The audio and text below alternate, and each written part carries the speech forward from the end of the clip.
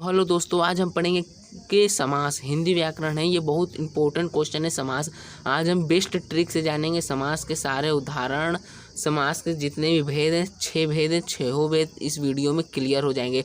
तो वीडियो को भाई पूरा देखिएगा, तभी आप समास के बारे में पूरा समझ पाएंगे। तो आइए वीडियो को शुरू करते हैं। तो पहले जान लीजिए समास क्या होता है। जब दो या दो से अधिक शब्दों से मिलकर बने हुए नए सार्थक शब्द को समास कहते हैं। ये समास की परिभाषा है। तो जानिए, जब दो या दो से अधिक मतलब कि दो या दो से अधिक शब्दों से कोई मिलकर नया शब्द बने, उसे समास कहते हैं। उदाहरण के तौर पे समझते हैं, गंगा का जल।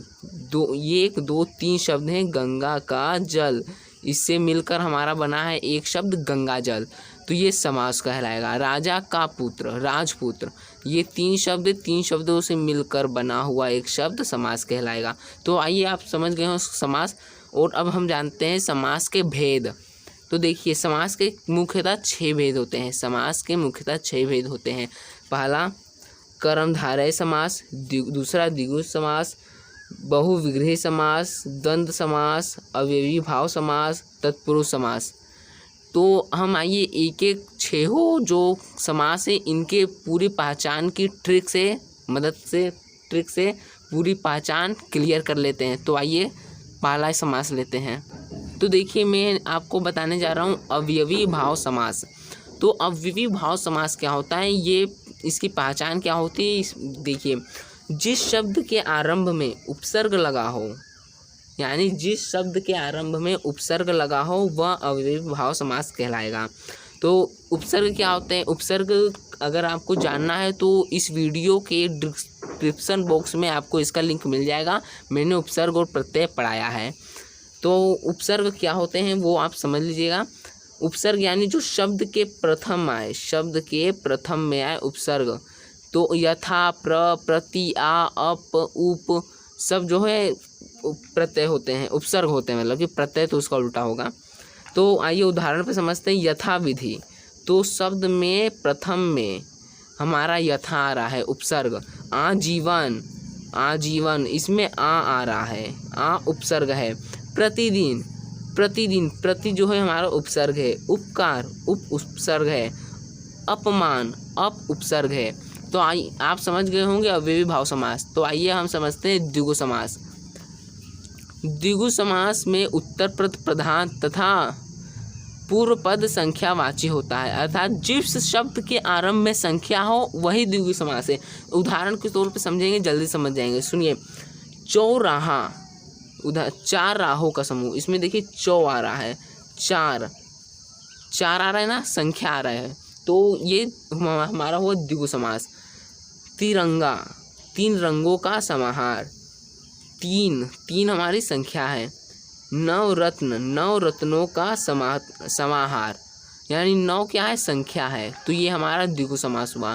सप्ताह, 7 दिनों का समूह, यानी 7 दिनों का समूह, 7 संख्या है। ले लेते हैं दोपहर, दोपहर, ये 2 आ रहा है, तो 2 क्या है, हमारा मतलब कि संख्या है, तो द्विगु समास, अर्थात जिस शब्द के आरंभ में संख्या हो द्विगु समास कहलाता है। तो आइए हम द्वंद्व समास समझते हैं। तो देखिए, आज अब हम समझेंगे द्वंद्व समास। जिस समस्त पद में दोनों पद, यानी दोनों पद, देखिए पहले मैं आपको समझा देता हूँ पूर्व पद और उत्तर पद क्या होता है। पूर्व पद और उत्तर पद, जो पहला पद होता है समास का वो पूर्व पद कहलाएगा, पूर्व पद, और जो दूसरा होगा वो उत्तर पद कहलाएगा, उत्तर पद। पूर्व पद यानी पहला पद, उत्तर पद यानी पीछे का पद, दूसरा पद। तो समान हो वहाँ द्वंद्व समास होता है, अर्थात 2 शब्दों के बीच माइनस, ये माइनस को हिंदी में योजक बोलते हैं, योजक लगा हो, यानी 2 शब्दों के बीच योजक लगा हो, द्वंद्व समास होगा। ये पहचानने के बेस्ट ट्रिक है। यानी और मतलब कि सार्थक शब्द हो, अच्छे शब्द हो, मतलब कि तालमेल हो उसमें, जैसे माता पिता, कहते नहीं माता पिता, तेरा मेरा, भाई बहन, बॉयफ्रेंड गर्लफ्रेंड, भैया भाभी, कहते नहीं हैं, वो द्वंद्व समास होगा। यानी उनके बीच में योजक लगा हो और दोनों पद समान हो, तो द्वंद्व समास होगा। आइए हम समझते हैं तत्पुरुष समास। तो आइए हम समझते हैं तत्पुरुष समास। समास विग्रह करने पर, मतलब कि तत्पुरुष समास का समास विग्रह करने पर, अर्थात समास को अलग करने पर उसके बीच में में, का, की, को, के लिए, में, पर, से निकले, मतलब कि पर से क्या गया आदि शब्द आते हैं, इनके बीच में आदि शब्द आते हैं, वो हमारा तत्पुरुष समास कहलाते हैं। उदाहरण के तौर पे समझते हैं, नेत्रहीन, नेत्रहीन, नेत्र से हीन, इसके बीच में मतलब कि समास विग्रह करने पे से आया तो ये हमारा तत्पुरुष समास होगा। स्वर्ग प्राप्त, स्वर्ग को प्राप्त, हम इसके बीच में को आया तो ये भी तत्पुरुष समास होगा। माखन चोर, माखन को चुराने वाला, इसके बीच में भी को आया तो ये तत्पुरुष समास होगा। रस भरा, रस से भरा, तो इसके बीच में भी से आया तो ये हमारा तत्पुरुष समास होगा। तो आइए हम समझते हैं कर्मधारय समास। तो कर्मधारय समास, समास को अलग करने पर यानी कर्मधारय समास का विग्रह करने पर पद के मध्य हे, जो, के समान आदि शब्द आते हैं तो वो कर्मधारय समास होता है। उदाहरण के तौर पर समझते हैं तो जल्दी समझ जाएंगे। नीलकंठ, नील है जो कंठ, है जो आया कि नहीं बीच में तो ये कर्मधारय समास होगा। है जो आया ना बीच में तो कर्मधारय समास होगा। महादेव, महान है जो देव, है जो आया ना इसमें भी तो ये भी कर्मधारय समास होगा। वज्रदेह, वज्र के समान देह, के समान आया इसके बीच में तो के समान भी अगर बीच में आ रहा है समास विग्रह करने पे तो ये भी कर्मधारय समास होगा। कमल चरण, कमल के समान चरण, इसके बीच में भी के समान आया तो यह भी कर्मधारय समास होगा। आप समझ गए होंगे। अब आइए हम समझते हैं बहुव्रीहि समास। बहुत सारे शब्दों के लिए एक शब्द आए, बहुव्रीहि समास कहलाता है।